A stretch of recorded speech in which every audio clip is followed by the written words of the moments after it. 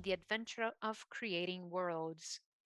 Who has never wanted to live in a small house in the Shire, or who hasn't imagined themselves in the long corridors of Hogwarts, or dreamed of flying at the speed of light in a far, far away galaxy? We dream about these things, but these worlds haven't always existed. We can always see different types of expression, and we see pixels, diphthongs, and sharps emerging from the hands and minds of professionals in order to build imaginary worlds to tell their stories. And the results can be surprising. In this session, we're going to talk about the world of Yuki, a bullet hell game in virtual reality to be launched in 2021. We're going to have simultaneous translation into English. And these are our speakers. We have Barbara Fremil, Eduardo Nicolau, Caco, Marcus Pina, and Diogo Rodriguez. Hi, everyone. Hi, how's it going? Going well. Let's now watch a video.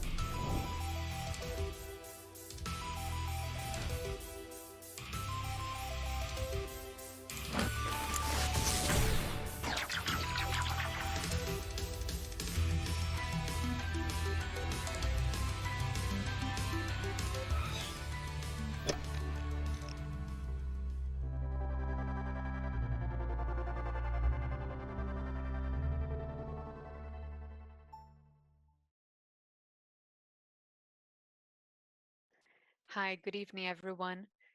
My name is Kako, and can you see my screen? This is a question we ask all the time, right? Good evening again. My name is Kako, and I am a creative director for this bullet hell game in virtual reality, Yuki. I also work as a production designer. I am in charge of the audio visual narrative in our products. Among my daily activities, one of the ones I love the most is world building. This is what we're going to discuss today with Barbara and Eduardo. We have Marcus, our lead artist, and we have Diogo, our conductor, our maestro.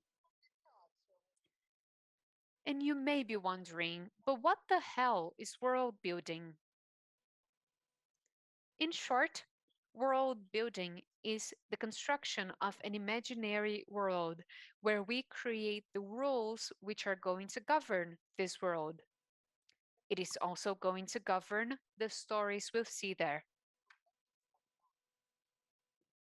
And you may have noticed that world building is not the story per se, it is the space we create for it to be told. And it is within this space that our favorite characters are going to go on an adventure. It is based on this space, scattered in this world, according to the rules that we've created, that things are going to come to fruition. Once I heard about an analogy using world building and story. So, if you think about soccer, for example, you can think about the history of soccer, you know, centuries ago from England, global championships, wins and defeats. You can also think about the rules that we have for soccer, the number of players, when we have any kind of problems or fouls, the teams, the time it takes to play. But the world building is also the stadium where we are. It is the flag we have in the corner. It is the big circle. and it is the mud we see on the floor when it rains. World building is the cleavers or the cleats and everything they wear and, and everything we hear as well. But the stories are everything that is going to happen in the field. We can talk about a goal that they are going to score at the 45th minute of the second round during the World Cup against our arch enemy, Argentina. Without world building, this goal means nothing. But I may have told you a story of a boy from a poor neighborhood who struggled his whole life and just scored this goal. World building boosts any story so that it becomes alive. The first time I was impacted with world building, I was a child. I was sick. I had a fever. And I loved books or fiction books. I loved Steve Jackson and RPGs. And these books would show me worlds that were really closed. But I had a fever this once and I had The Hobbit at home and I decided to read it. And this was a wake up call for me.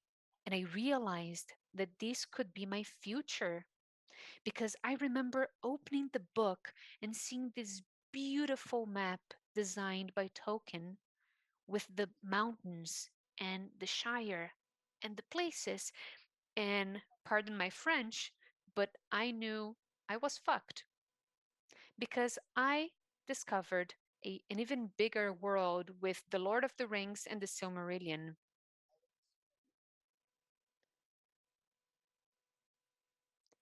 There's this sentence that says that a star shines upon our meetings. And Tolkien created not only an elvish language, but also this whole universe. He was crazy. He was nuts. He created the Lord of the Rings and different peoples and maps and customs and traditions and legends and myths. Tolkien ventured into what we call hardwood building or hard world building. This means using concrete, consistent rules which lead to better realism. This is a kind of world building that puts a lot of focus on details. Not only do we pay attention to the imaginary world, but we also accept many details of these worlds as fully real. Game of Thrones and Star Trek are great examples of that. But number one, this takes time. Of course, it takes a long time to create this kind of world. And hard world building usually leads to such a complex world that we don't have a lot of room for imagination because everything is ready for us. And this is where I was trying to get. Yuki is all about a child's imagination. We're talking about something that is free flowing and sometimes not cohesive and sometimes fantastic. We wanted to work with the look and feel of things, especially because we are in the VR world. Think about the movie with Chihiro, or if you've played Journey, you know what I'm talking about.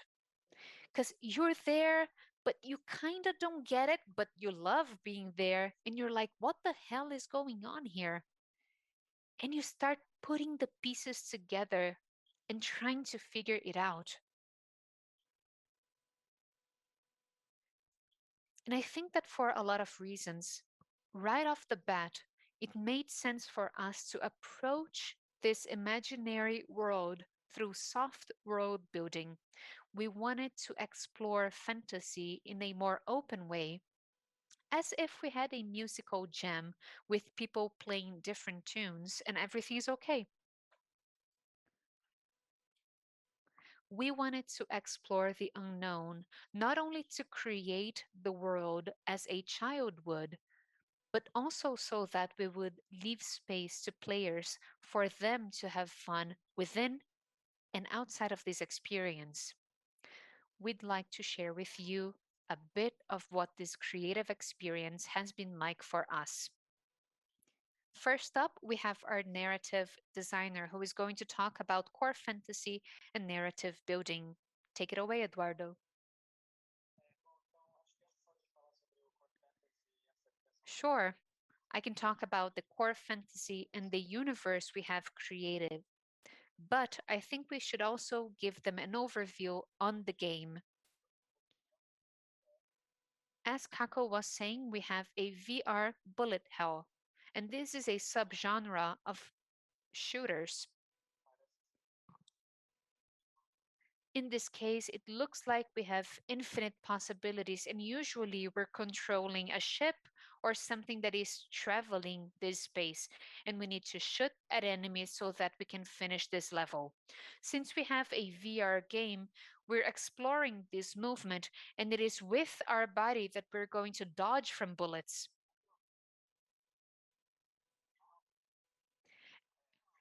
Oh, it's chaos, right? Yeah, it is a frenzy.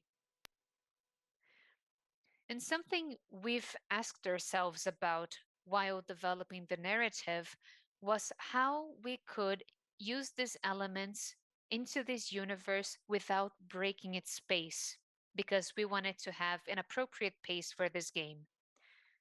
So, as Kako was saying, ever since we began working on this game 2 years ago, we've been working on these pillars.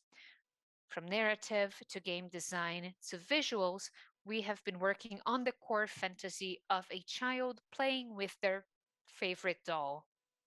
Everyone here has done that as a child. And the kid we're going to play in this game is Kimmy. Her reality is similar to ours, but she feels a need to go into this imaginary world, and she uses her favorite doll called Yuki so that together they can defeat evil.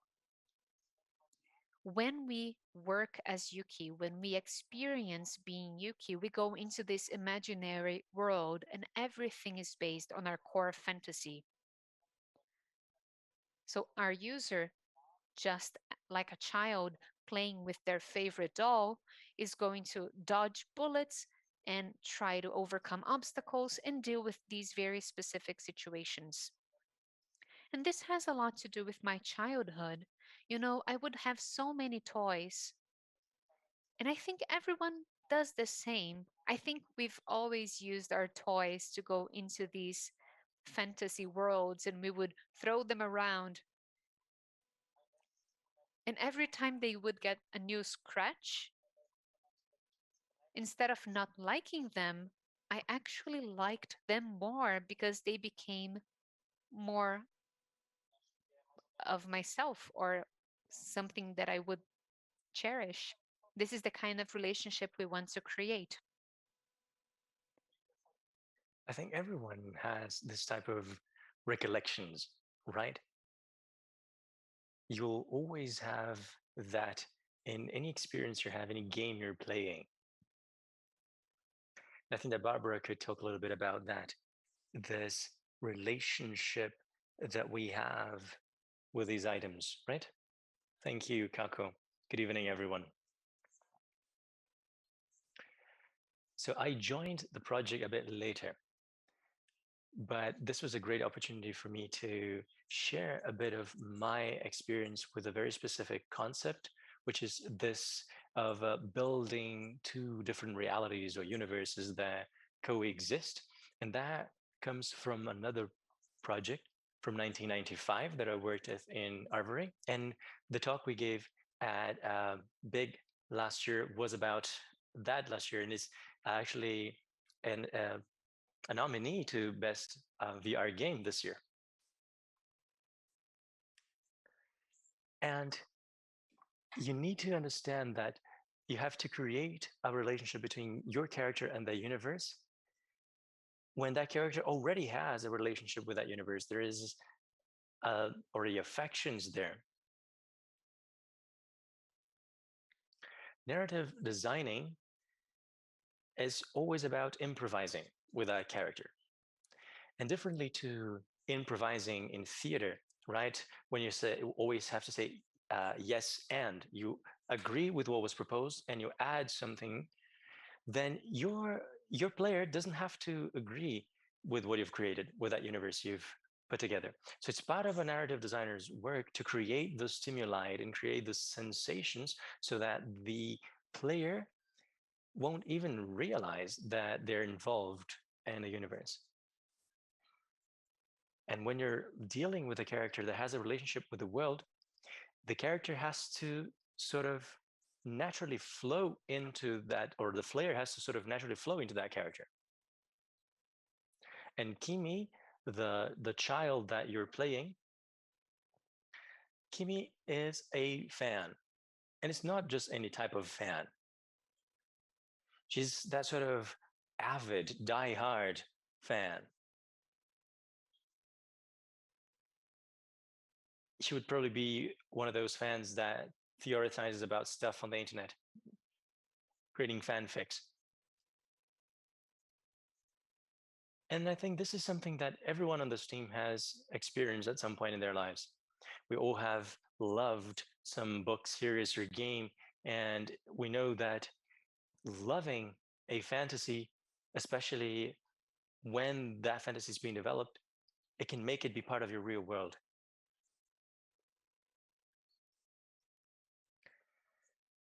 One option is to look at stereotypes of what it means to be an aficionado, a fan, or a collector. But we wanted to work with emotions and feelings.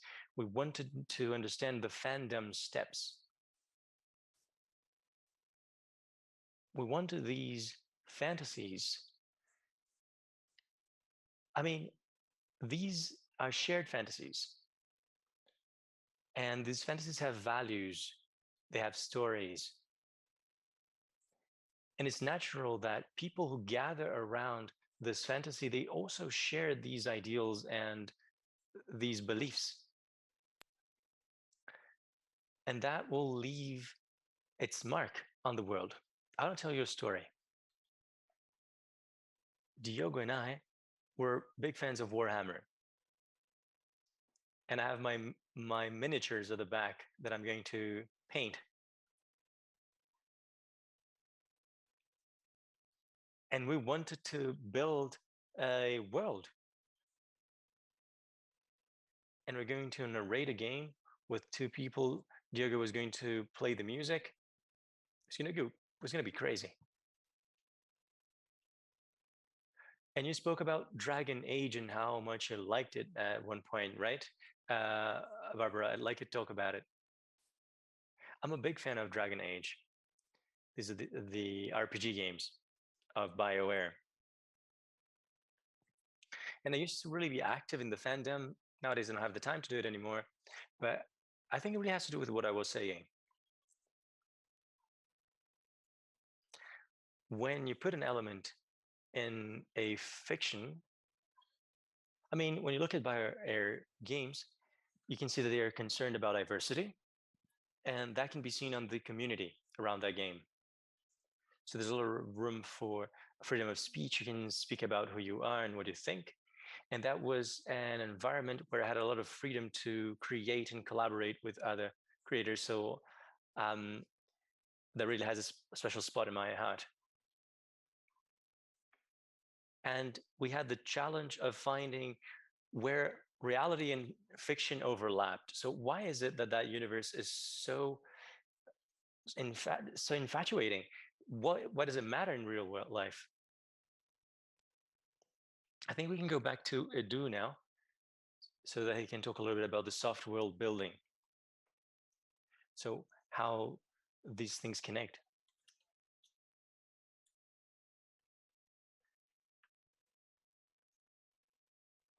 We spent a lot of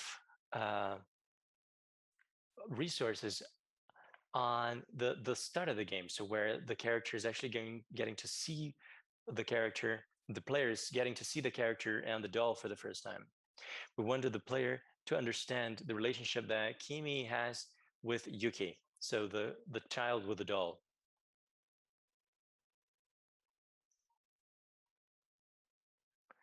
During a test phase, a tester thought that we had based the game on an anime that already existed, that Yuki was an anime that already existed, and I love this video. What did he say again? I think he said something like, I don't think I have seen this anime yet. That's really cool. So Kimi is a big fan of Yuki, and she uses the doll to get into this universe. And this universe we created is not necessarily the anime universe, but it's how Kimi sees that anime universe. So that's what we wanted to say about soft world building and this university. So we thought it would make sense for the story to revolve around creativity as well. So there is a fight between good and evil, and what they're fighting for is creativity. And what we called it was creative drive. And creative drive is a super powerful power, strength that everyone has. And the creative drive is found in certain powers you find in the sky, which are called star flowers. And the creative drive spread through the star flowers into the universe. And the creative drive can be used for the good, but it can also be used for evil purposes. And that is the conflict that Yuki has. She's a space ranger, and she wants the star flowers to continue to create creative drive for the good. And there are the evil beings that have been fighting with space rangers that were there before Yuki, these aliens. And the aliens want to get the creative drive to channel it to create chaos. The soft world building process was really important at the beginning so that we could present this universe with a story where we could give the players the base, the foundation for the game, but that the continuation would come from the interpretation of the player according to the suggestions that we give them throughout the game. Can we show that the video? I wanted to show them how this whole mess started. Isn't it beautiful? Look at this. I want to talk a little bit about the story behind this drawing. World building is different when it comes to a game. It's different to a film. For a film, everything needs to be ready before you bring in the actors. And in a game, there is a constant exchange and everything is created. So you start off small and then you grow. And when I started talking about star flowers, I drew this and I said, hey, this is what I was thinking about. Now you deal with it. How much freedom can you have, right? What is the interpretation that each person will have of what is said and heard? And as you develop the game, when you have soft world building and you don't have every element of a universe determined as Tolkien did with the Lord of the Rings, then you can use that to your favor. We were adapting and adjusting the universe according to new needs that came up.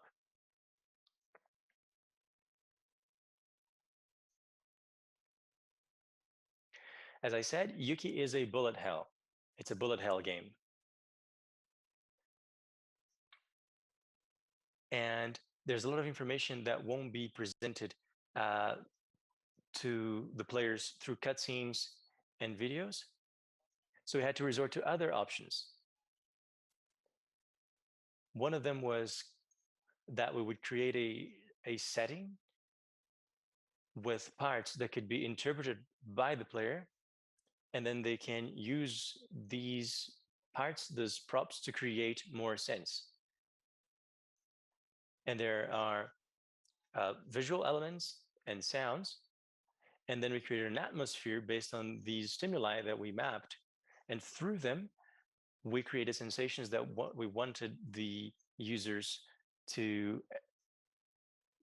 experience. The nicest thing about this is that it guides everyone.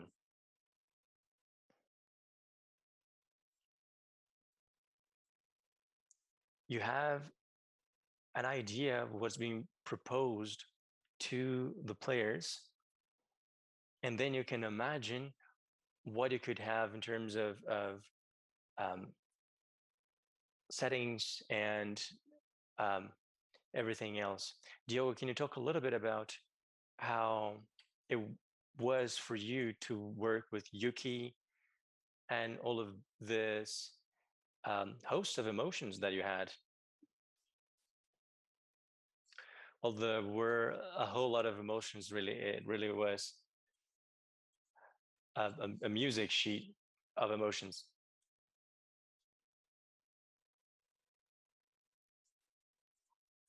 It has to do with game designing, and it has to do with the images and the amount of elements that you have on screen at a time.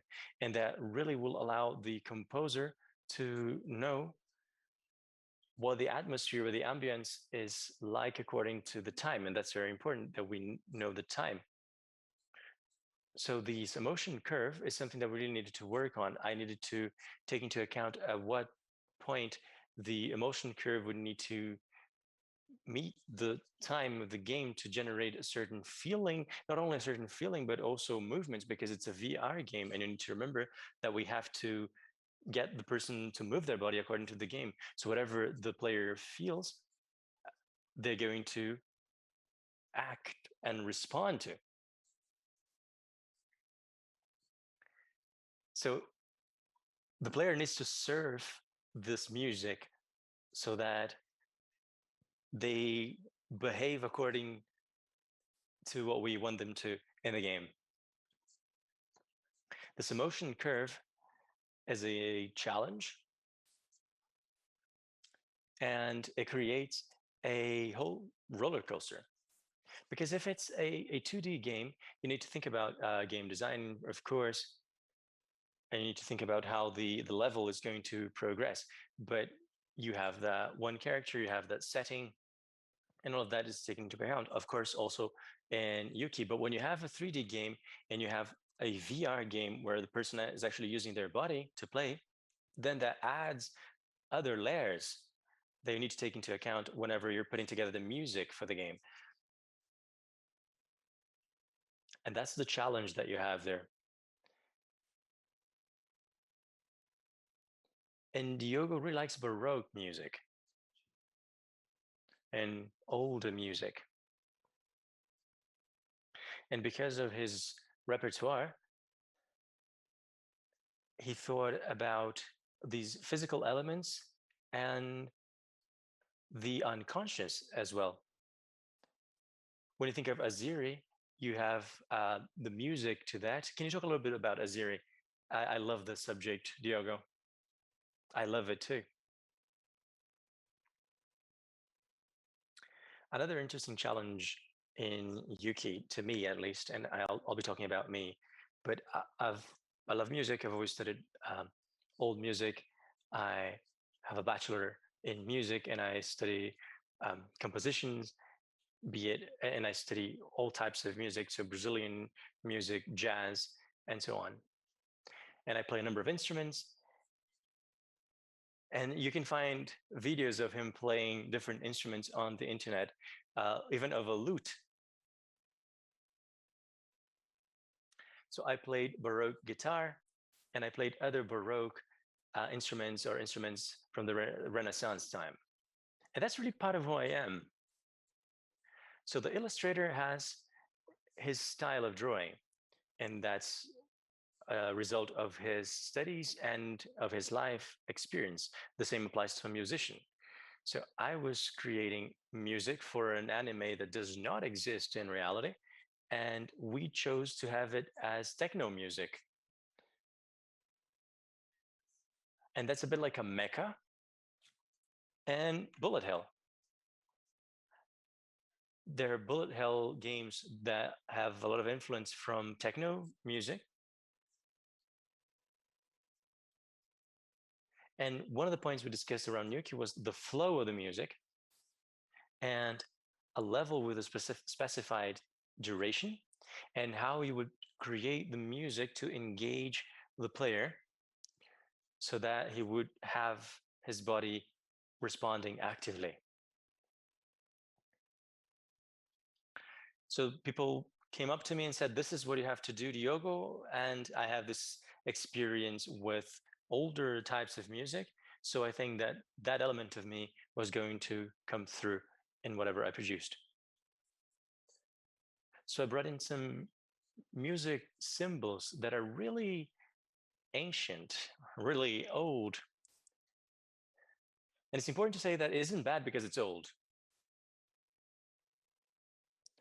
There are things that are just vintage and they are eternal. So in the history of music, there have been music signs and symbols that have created meaning to people. And nowadays, we listen to some patterns and we feel things that people have felt before us. I'll give you a basic example. You know that song, Hit the Road, Jack? Hit the road, no, no. You know, hit the road, Jack, and don't you come back no more, no more. There's a bass playing, and when you look at the ethos and when you look at the lyrics that use this type of bass playing, it was always a sort of a farewell song. And then you had Hit the Road, Jack. And it can't be a coincidence, can it? These symbols are really powerful and they are a part of us. So there are some musical Easter eggs in the game. And the idea was to connect the player with this sensitive environment. Exactly. This is the environmental storytelling we were talking about. It is not only about sounds and look and feel, but also the whole experience you have when you go through a level, when you go on a roller coaster of feelings. But even during this experience, we need known symbols. With Yuki, it is as if we were at a carnival, as if we had a roller coaster at a carnival and we were on a track and we were being told a story. And this story gets reviewed to us as we make progress. And I would love Marcus to talk about this. He was working with the art of Yuki for every level. Hi, good evening, everyone. How's it going? My name is Marcus.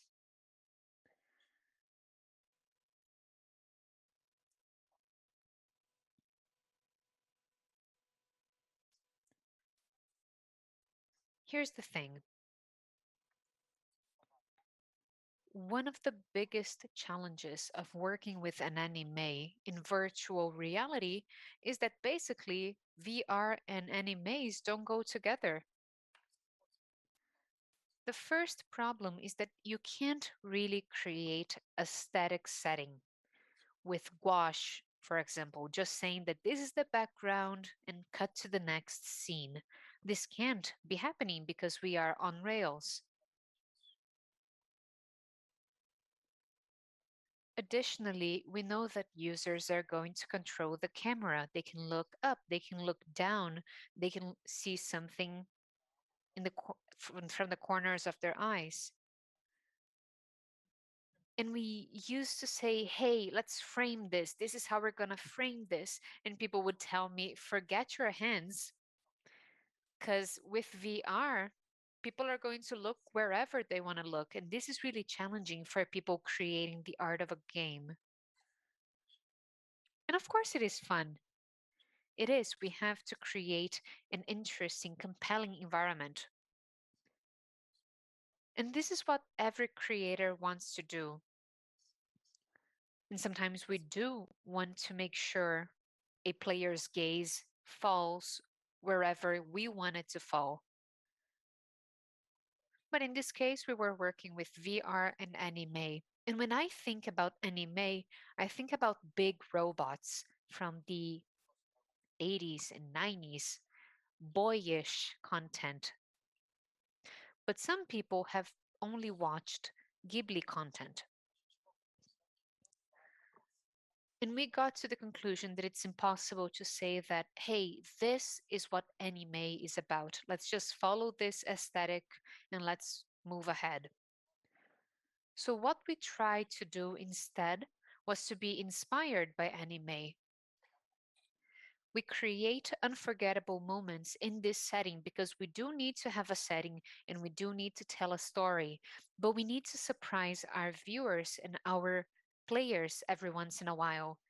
And for that, we'll need visuals and narrative and sounds and gameplay because the setting is not enough for that.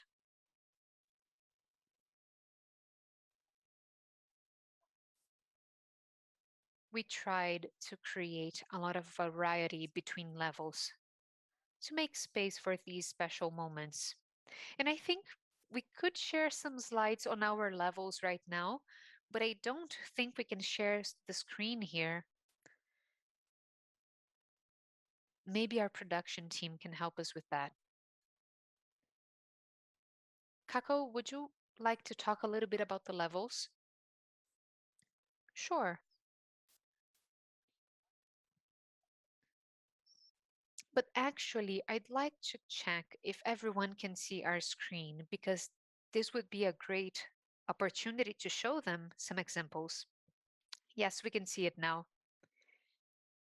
Great. We can go back to the first drawing later because everyone wants to see it. I saw everyone asking for it in the chat. Oh, there we go. This is the drawing. And this is what I said. Hey, if this is what I want, go ahead and do it. All right, let's talk about the levels. As you can see, we have worked with a Japanese-like aesthetic, and we wanted to get closer to something more concrete.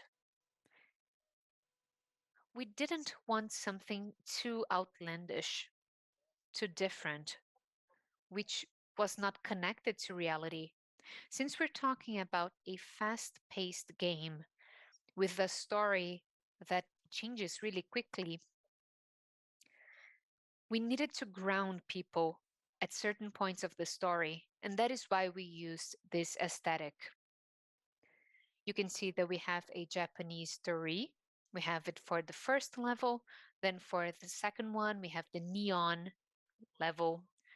We see them in the third level as well. We have the evil Tori portal in the fourth one, where the story gets a little bit twisted.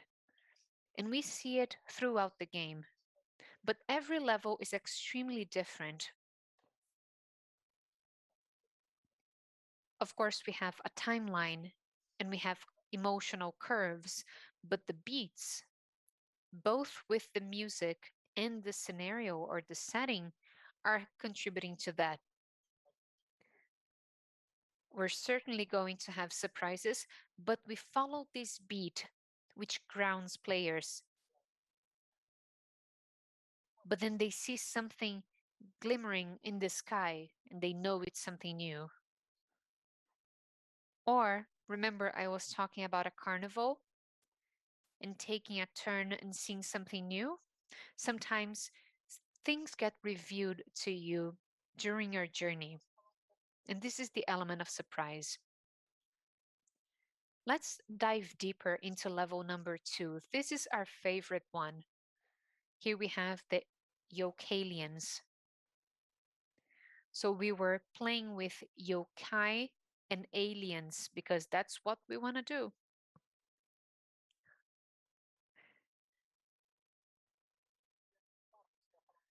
Marcus, would you like to talk about the setting? Oh, and this is cool. This is something we should talk about. This is another drawing of mine. And when I was talking to Marcus, I told him that this was my general idea for level 2. I wanted to tell a story where I would start off at a beautiful place with those beautiful trees, and as we would make progress, we would get to a grayer area with melancholy, and we would go through these emotional curves. And this is the emotional curve for level 2. As you can see, we have it all here. It is like a sheet music, but it's also visual reference for us when where we go from beauty to decay. If we go back to the drawing, we can see all the notes I was making because I was trying to convey what I wanted. In production design, of course, I need to mention all of these things. And these concepts are what everyone is going to work towards.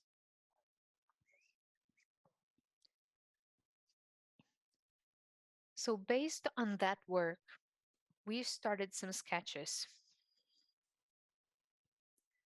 We had Sauron's eye, which is always there, always keeping an eye on things because there was this story about Kimi in the past. She expressed her feelings through creativity. And sometimes when we show people who we are, we feel judged. We feel that all eyes are on us.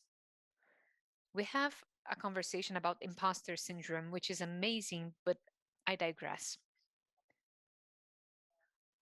And our concept art department was working on that.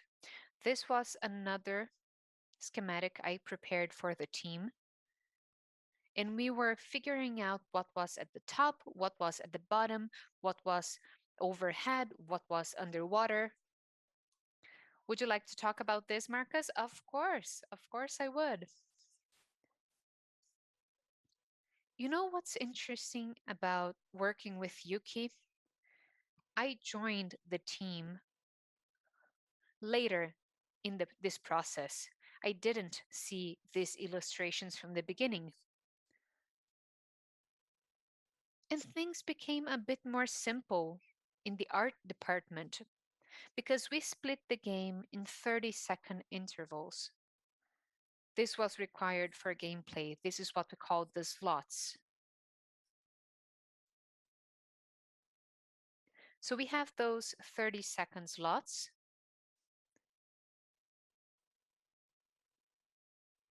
And we use this time for small crescendos. In the first 30 seconds, we go a little bit slower, and then it gets a bit more intense, and then things fade out, and then they get more intense again. And we changed the setting in the meantime. So we start with a very bright palette. Let's go back to the screenshots. Here we are right at the beginning of the level. Lots of saturation. Everything is interesting. Everything is calm. But as we make progress on this level, and we're not going to show everything because it would be a spoiler, then it gets very, very different. We see thorns. We see trees without their leaves. The music gets a lot more dark, a lot darker, a lot more depressing.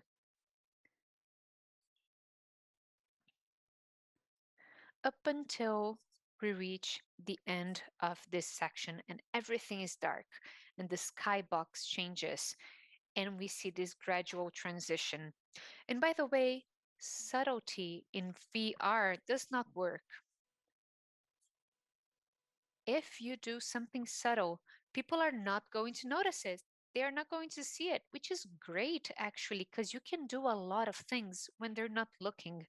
You can change the whole background and people don't even realize it. Things just keep happening. Yeah, it's magical. And when we finally get to the end of this level, and let me give you a bit of a spoiler, we have a boss, then that's when everything is extremely dark. We've changed lighting. Nobody notices that. There's no leaves anymore. There's no nothing anymore. And this is really something that we wanted to convey with this experience. I agree, and that's a really important point. It is about creating a mood, creating an atmosphere. When we talk about environmental storytelling, especially when it comes to its visuals, we need to understand that people are engaged. And this is important in VR because we have immersion and presence. There may be immersion in a movie or in an experience eating a dish or listening to a song. But there's another level of experience. Sometimes we're so connected to what is happening around us that any abrupt changes are going to draw our attention. We have to take technology into account, of course, and that is why we had to work so carefully on this art. We worked with texture technology, for example, but we also had to figure out our restrictions and when we could and could not show some things. There's something else we should take into account with environmental storytelling. We need to accept the hard truth that not everyone is going to see what we did. I always mention Bioshock. In my opinion, Bioshock is one of the best games when it comes to environmental storytelling with shadowing and texturing and everything that is on the walls. And sometimes you're in the middle of a shootout and you just go ahead and there was something amazing on the wall and you don't even notice it, and that's okay. You have to make peace with that. And maybe people are going to go back to that place and notice it later, and that's okay.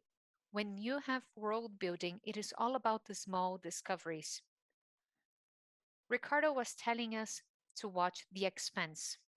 He's our CEO, and I did last week, and I found it amazing because they can add parts of the story with a lot of subtlety.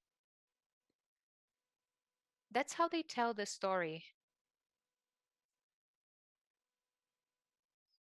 I believe with world building, instead of pushing things, we can accept that people are going to take it in on their own time. They are going to hear a certain tune and realize that this has to do with the storytelling on their own time.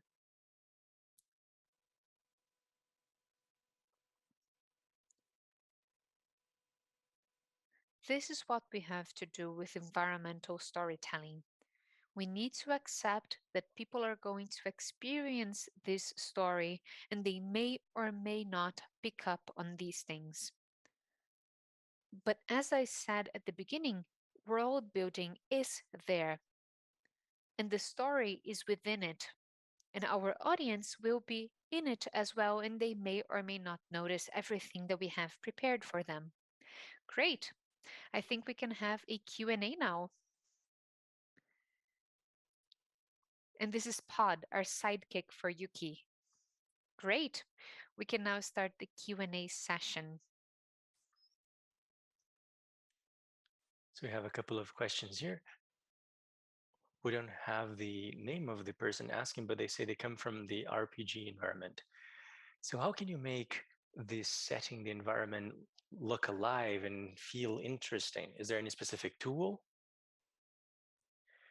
Well, the tool that I think is the most important, what's the person called again? Did you say? Oh, I don't know what the person's name is. We only have the question, sorry. the best tool that you have is your heart. If your players feel your story and they feel that your story comes from the bottom of your heart and that they feel that your story is honest, they will believe you. That's what it's all about. I remember when I used to play GURPS, we created a whole system for coins and we spent a month on that, but we never used it because sometimes you just don't need it.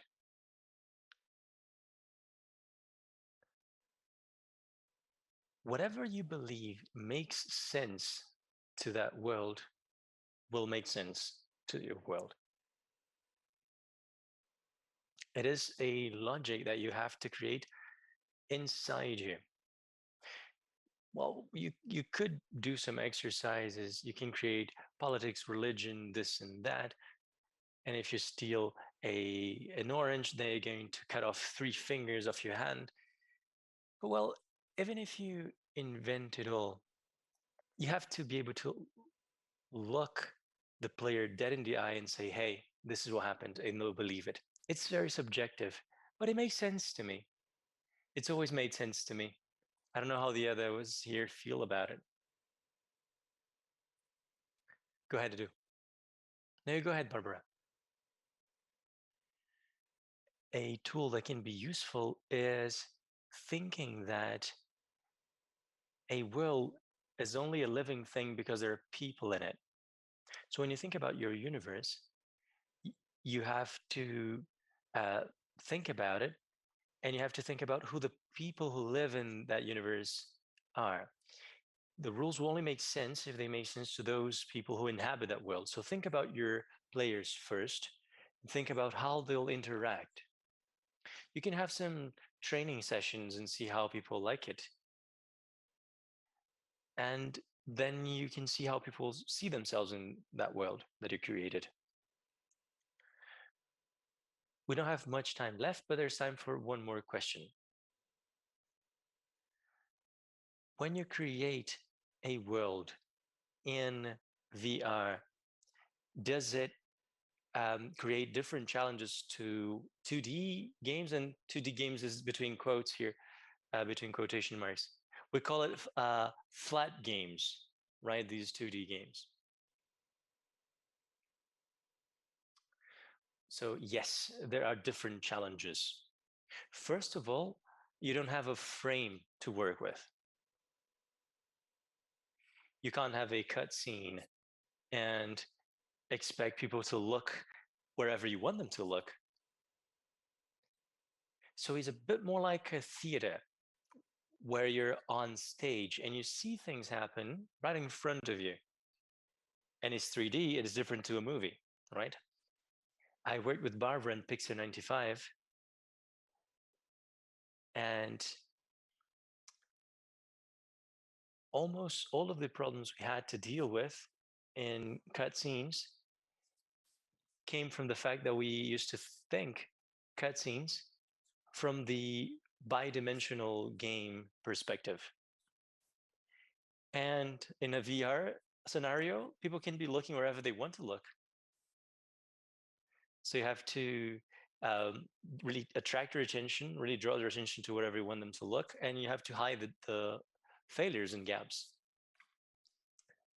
In a regular game, if there is a red light that goes on, then people will look at that red light. But in VR, you have to attract people's attention in a much more obvious way.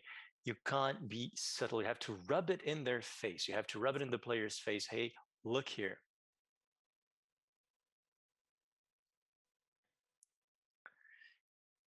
And you may be in a situation where there's something going on a desk, but the person is looking in the opposite direction. So you have to really guide them and draw their attention to wherever you want them to be looking to. And music is absolutely important.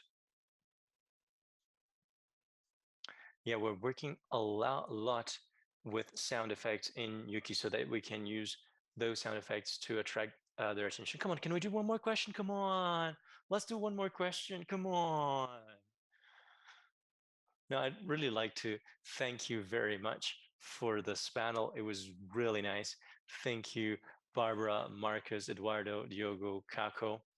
And those watching us, remember, we're going up to midnight.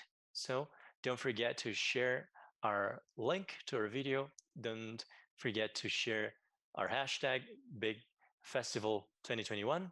We're going to have a 5-minute break and we'll be right back. Big Festival 2021, the biggest games festival in Latin America.